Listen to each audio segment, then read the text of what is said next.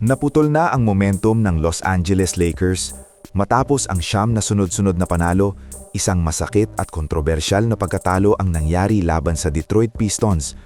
Maraming fans ang nagsasabi na may malaking epekto ang ilang missed calls ng referee, ngunit sa huli, hindi na ipasok ang huling tira.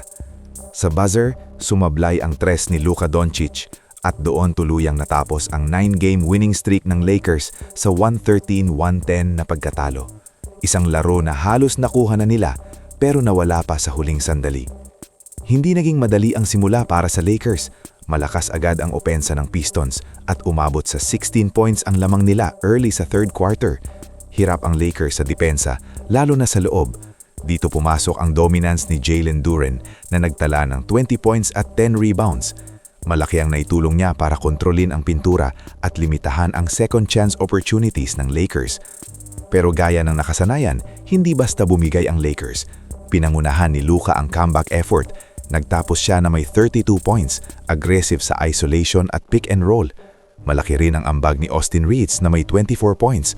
Siya ang nagbigay ng stability sa offense lalo na noong naghahabol ang Lakers sa second half.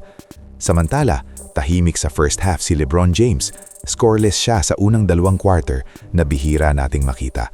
Ngunit bumawi siya sa second half, nagtapos na may 12 points, 10 assists at 9 rebounds.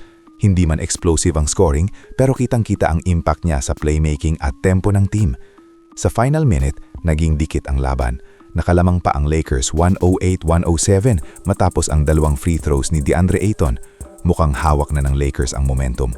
Ngunit agad itong sinagot ng Pistons sa kabilang dulo. Sumagot si Reeves ng jumper sa lane para ibalik ang lamang sa Lakers 110-109, may 29 segundo na lang. Dito naging crucial ang mga huling possession. Nakapuntos muli ang Detroit at matapos pumalya si Luka, nadagdagan ta ang lamang ng Pistons sa free throws. Naging 113-110 ang score, may 9 na segundo na lang. Hawak ni Luka ang bola para sa huling play. Contested 3-point shot, sablay. Game over. Maraming fans ang nagsasabing may missed call sa huling minuto, kabilang na ang contract sa drives at physical defense. Pero kahit may kontrobersya, ang reality, hindi na i-execute ng Lakers ang final play. At sa ganitong dikit na laban, isang possession lang ang pagitan ng panalo at talo.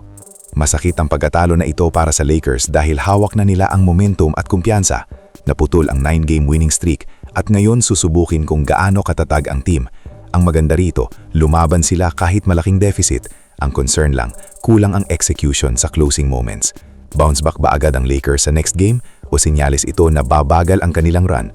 At para sa inyo, referee ba talaga ang dahilan ng talo o simpleng hindi lang pumasok ang huling tira? Comment nyo sa baba ang opinion nyo.